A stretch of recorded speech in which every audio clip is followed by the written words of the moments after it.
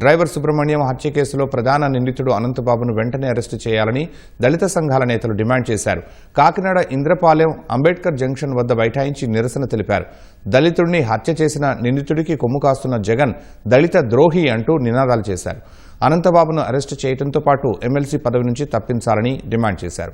లేదంటే వైసీపీ కేంద్ర కార్యాలయాన్ని ముట్టడిస్తామని హెచ్చరించారు.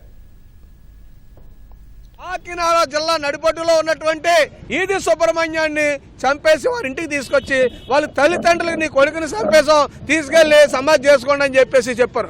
అది ఏమి జరిగిందంటే ఈ రోజు దాకా కూడా అతనికి ఎమ్మెల్సీ పదవి ఇచ్చి జగన్మోహన్ రెడ్డి గారు పక్కన కూర్చోబెట్టుకుని తిప్పుతా ఉన్నాడు. అంటే మర్డర్ చేసిన వాళ్ళని డోర్ డెలివరీ చేసి చంపేసి రేపు రాబోయే రోజుల్లో మా కోట అయిపోతే రపా చంపేస్తాం ఇంకా అని బెదిరిస్తున్నారు.